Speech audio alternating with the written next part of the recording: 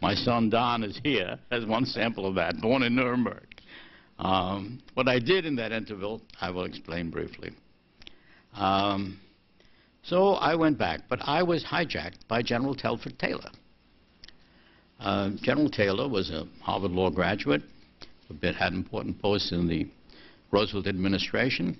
He had been in military intelligence during the war, and he had been selected by Jackson, on whose staff he was at the time, to do what we called the subsequent trials. It was recognized by most people that taking one trial of 21 defendants, no matter how high their rank, wouldn't give you a fair picture. Somebody raised the question here, one of the questions, what about the rest of them?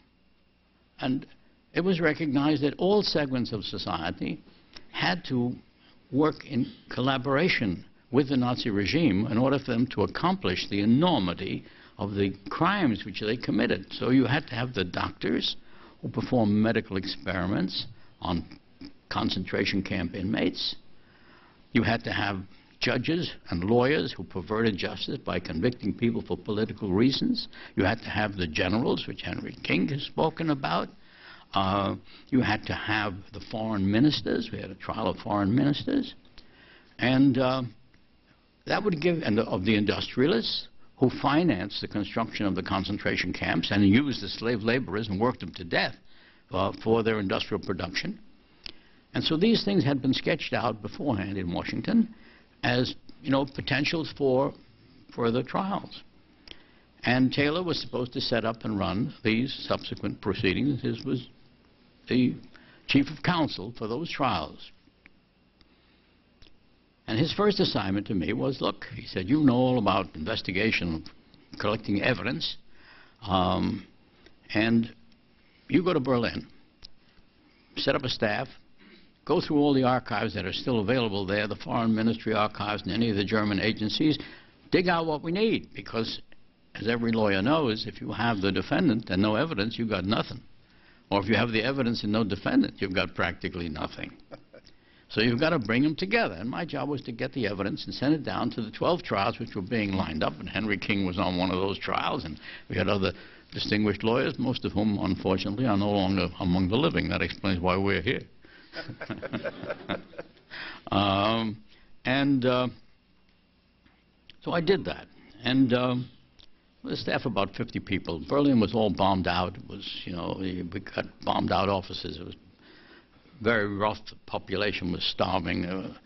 Had other things on their mind. We found the Berlin Document Center, a little villa. Beneath it, subterranean, blocks and blocks of miles of archives of all about 10 million Nazi Party file records. Everybody who applied to the party had a record, his letter of application, his promotions and everything. We had it all. And we hired staff, paid them with cigarettes, the only currency that was available, or coffee or perhaps soap, to dig out these files. One day, one of my researchers comes in, he says, I got something here, and he hands me 3, looks like loose-leaf folders, sort of like what Henry King's got over there, but much bigger. And he says, look at this. And I look at it, and it's Ereignismeldungen aus der UdSSR, which all of you will recognize immediately as meaning reports from the Russian front. And these were reports of Einsatzgruppen, which we've never been able to translate, special extermination squads, we called them, whose job was a very interesting one.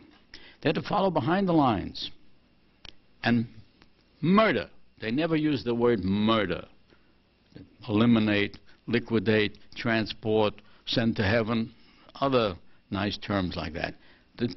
Put bluntly, they were to murder every Jewish man, woman, and child they could lay their hands on.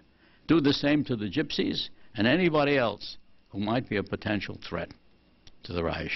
And I took a little adding machine, a hand adding machine, and I added up the daily reports from the front sent to Berlin, consolidated there.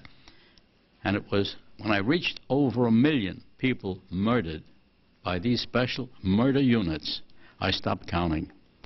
I took samples, I got into a plane, I flew from Berlin down to Nuremberg.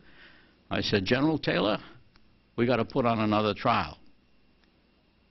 He said, what for? I said, look at this.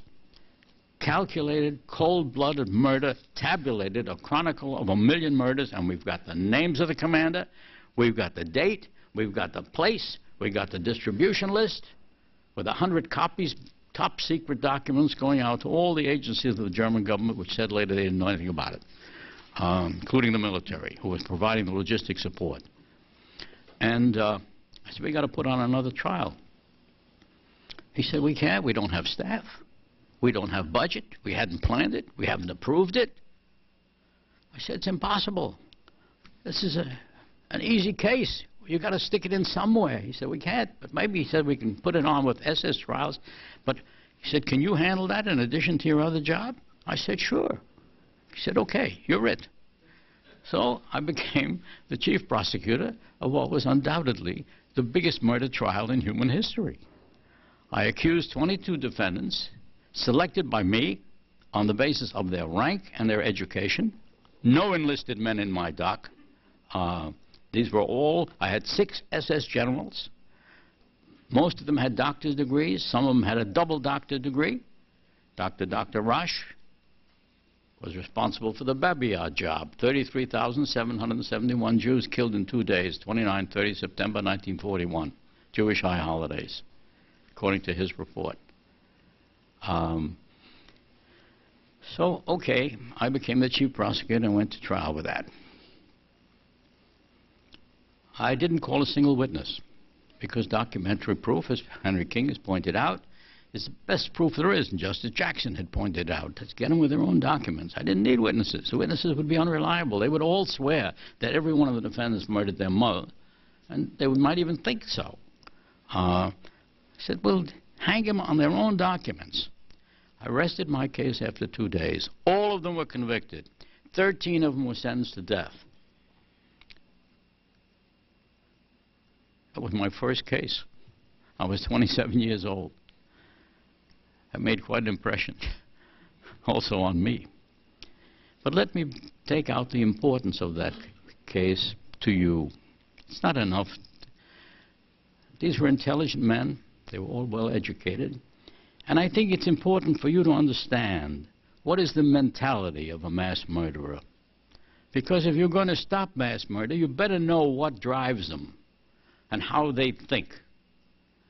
And the best explanation that I ever got was from my lead defendant, mentioned by Henry King, Otto Ohlendorf, SS General, Dr. Otto Ohlendorf, Doctor of Economics, father of 5 children, handsome young man, intelligent, articulate, and reasonably honest.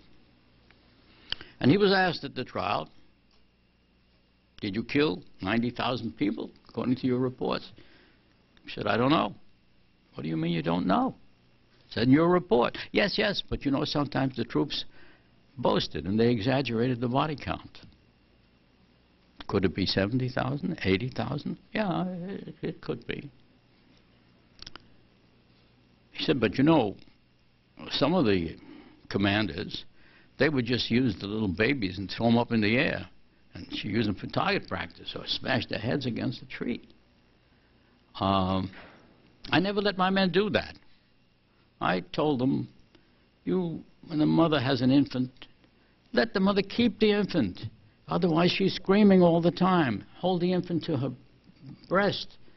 Aim for the infant, because then you'll kill both of them with the same bullet. You'll save ammunition, and she'll be quiet.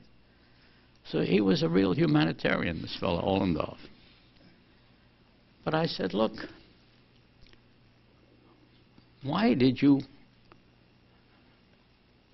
have this kind of a mission to go out to kill so many people? And he said, well, it's obvious. It was self-defense. Self-defense? Where do you come off with self-defense? You go attack France, Belgium, Holland, Norway, Sweden, Soviet Union. Where's the self-defense? None of them attacked you. Ah, yes, he said. But we knew they were planning to attack us.